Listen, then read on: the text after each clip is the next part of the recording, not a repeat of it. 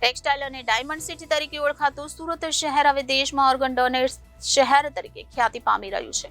Donate life સંસ્થા દ્વારા એક જ દિવસે વધુ 2 અંગદાન સુરતની કિરણ અને INS હોસ્પિટલથી કરવામાં આવ્યા હતા. 49 વર્ષીય નવીનભાઈ ચતુરભાઈ લિંબાચિયા અને 66 વર્ષીય નારણભાઈ રણછોડભાઈ આહિર બ્રેઇન ડેડ થતા તેમના પરિવારે નવીનભાઈ ચતુરભાઈ લિંબાચિયાની 2 કિડની, લીવર અને ચક્ષુઓ અને નારણભાઈ રણછોડભાઈ આહિરને 2 કિડની અને લીવરનું દાન કરી 8 વ્યક્તિઓને નવજીવન બક્ષી માનવતાની મહેક ફેલાવી સમાજને નવી દિશા બતાવી છે. સુમનાશી સાવા સોહમ સર્કલ પાસે અલથાણ સુરત ખાતે રહેતા અને શાકભાજીની લારી ચલાવતા નવીનભાઈને 5 મીના રોજ માથામાં દુખાવો અને ઉલટી થતા તેમને સારવાર હેઠળ દાખલ કર્યા અને નિદાન માટે સીટી સ્કેન કરાવતા બ્રેઇન હેમરેજ હોવાનું નિદાન થયું હતું.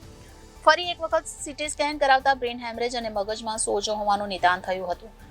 ક્રેનિયોટોમી કરી મગજમાં જામેલા લોહીનો ગઠ્ઠો અને સોજો દૂર કર્યો હતો. 25 મેના રોજ નવીનભાઈને વધુ સારવાર માટે સુરતની કિરણ હોસ્પિટલમાં દાખલ કરવામાં આવ્યા હતા. 26 મેના રોજ નવીનભાઈને બ્રેઇન ડેડ જાહેર કર્યા હતા. ડોનેટ લાઈફના સ્થાપક પ્રમુખ નિલેશ માંડલેવાલાનો ટેલિફોનિક સંપર્ક કરી નવીનભાઈના બ્રેઇન ડેડ અંગેની જાણકારી આપી જણાવ્યું કે તેમના પરિવારજનો અંગદાનની પૂરી પ્રક્રિયા સમજવા તેમજ અંગદાન કરવા માંગે છે. ડોનેટ લાઈફની ટીમે હોસ્પિટલ પહોંચી નવીનભાઈની પત્ની ઇન્દુબેન, પુત્ર વિપુલ અને પરેશભાઈ, શૈલેષભાઈ અને ગોવિંદભાઈ, ભત્રીજી મનીષાબેનને અંગદાનનું મહત્વ સમજાવ્યું હતું અને તેની સમગ્ર પ્રક્રિયા સમજાવી હતી. તો નવીનભાઈના પત્ની ઇન્દુબેન, પુત્ર વિપુલ અને પરેશ તથા પરિવારના અન્ય સભ્યોએ જણાવ્યું કે અમે સામાન્ય પરિવારના છીએ. જીવનમાં કોઈ ચીજ વસ્તુનું દાન કરી શકીએ તેમ નથી. મારા પતિ પિતા બ્રેઇન ડેડ છે, શરીર તો રાખ થઈ જવાનું છે, ત્યારે તેમના જેટલા પણ અંગોનું દાન થઈ શકતું હોય તે કરાવીને ઓર્ગન નિષ્ફળતાના દર્દીઓને નવું જીવન આપો.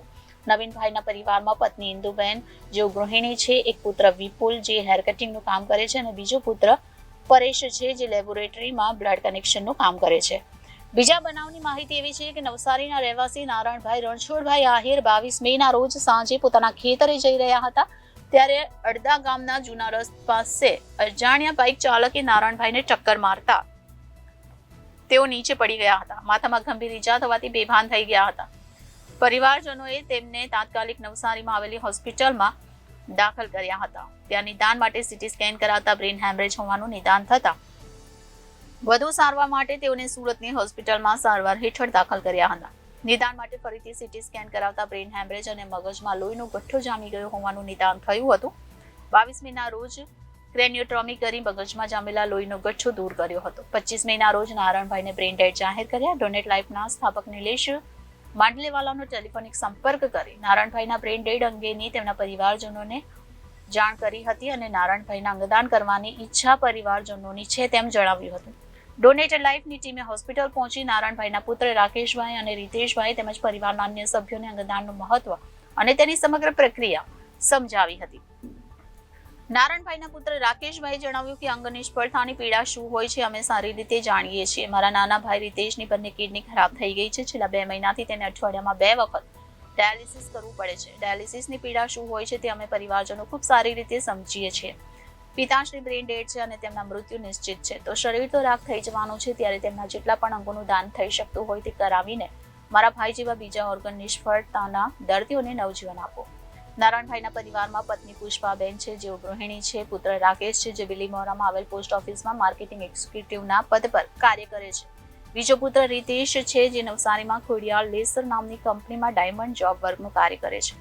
બંને પરિવારજનો તરફથી અંગદાનની સંમતિ મળતા સોટોનો સંપર્ક કરવામાં આવ્યો અને સોટો દ્વારા 2 કિડની અને લીવર સુરતની કિરણ હોસ્પિટલને, બીજી 2 કિડની અને લીવર અમદાવાદની IKDRC હોસ્પિટલને ફાળવવામાં આવી. 2 કિડની અને 1 લીવરનું દાન સુરતની કિરણ હોસ્પિટલ અને બીજી 2 કિડની અને બીજા 1 લીવરનું દાન અમદાવાદની IKDRCએ સ્વીકાર્યું હતું. ચક્ષુનું દાન લોક ટ્રસ્ટી ચક્ષુ બેંકે સ્વીકાર્યું હતું. દાનમાં મેળવવામાં આવેલી 4 કિડની અને 2 લીવરમાંથી 2 કિડનીનું ટ્રાન્સપ્લાન્ટ અમદાવાદની રહેવાસી યુવતીમાં, બીજી કિડનીનું ટ્રાન્સપ્લાન્ટ ભરૂચના રહેવાસી યુવકમાં, લીવરનું ટ્રાન્સપ્લાન્ટ મુંબઈના રહેવાસી 63 વર્ષીય વ્યક્તિમાં સુરતની કિરણ હોસ્પિટલમાં કરવામાં આવ્યું. જ્યારે બીજી 2 કિડની અને લીવરનું ટ્રાન્સપ્લાન્ટ 3 જરૂરિયાતમંદ દર્દીઓમાં અમદાવાદની IKDRCમાં કરવામાં આવ્યું. બંને ચક્ષુનું ટ્રાન્સપ્લાન્ટ 2 જરૂરિયાતમંદ દર્દીઓમાં સુરતની કિરણ હોસ્પિટલમાં કરવામાં આવશે.